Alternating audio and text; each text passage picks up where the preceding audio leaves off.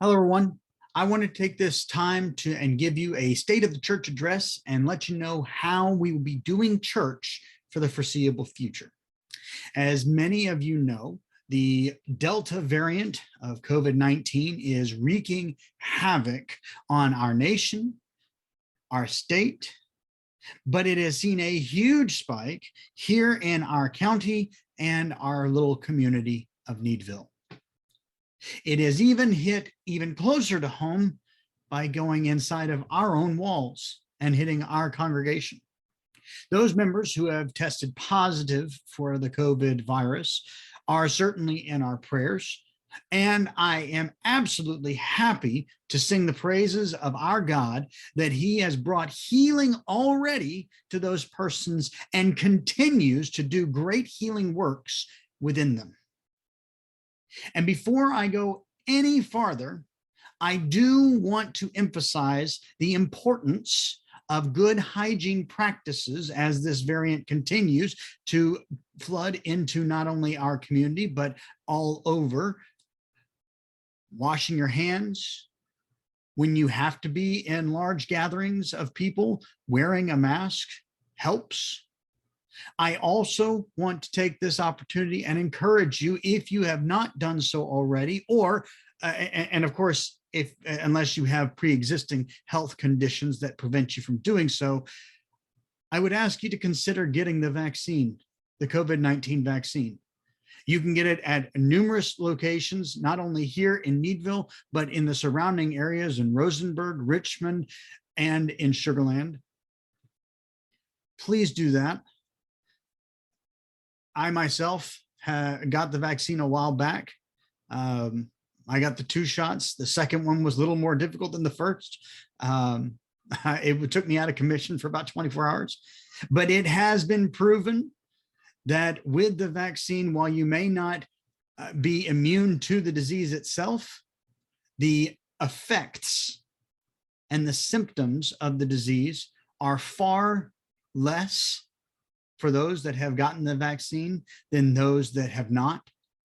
And the chance of death is far greater for those who have not gotten the vaccine versus those who have. So if you have not gotten it yet, do your research. Of course, it is your own opinion and your own decision, but I would encourage you to be part of that and go and get that vaccine. And now for the bad news, because it is with a heavy heart that I announced that we are going to reinstate our COVID protocol within the sanctuary of our church on Sunday mornings. Now, what does this mean? First and foremost, it means that we will ask everyone, when you're coming to our in-person worship service, that you will enter into the sanctuary through the red sanctuary doors that are at the front of the church, the doors that open up onto Church Street. And that after service is over, that everyone would leave out the side glass door that is next to the offices going out onto North Avenue.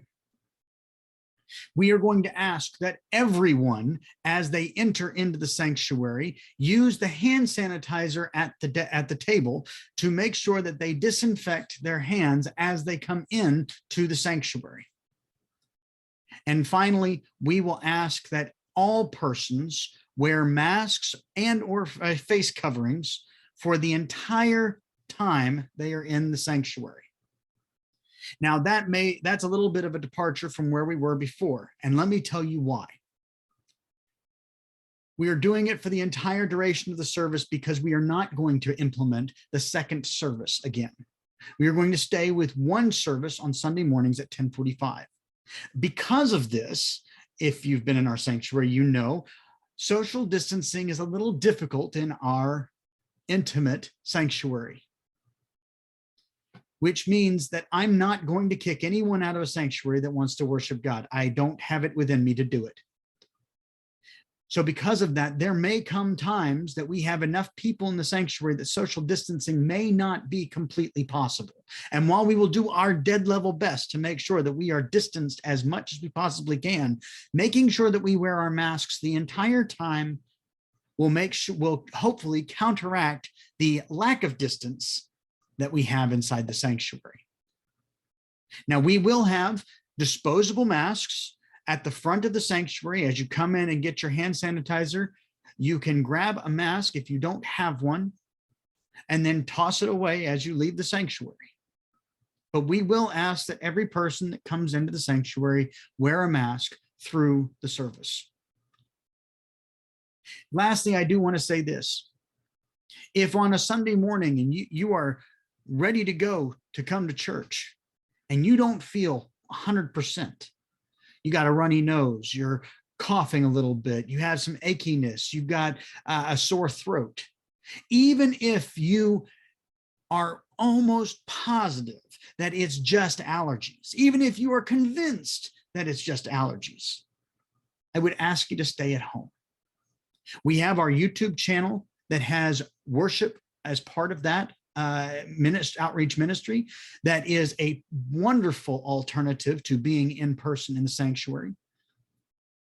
And so I would ask that if you are not 100%, that you stay at home.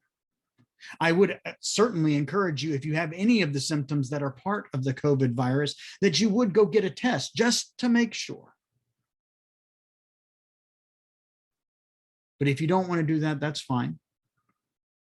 I would, again, ask that if you are not feeling 100%, that you stay out of the sanctuary and stay at home.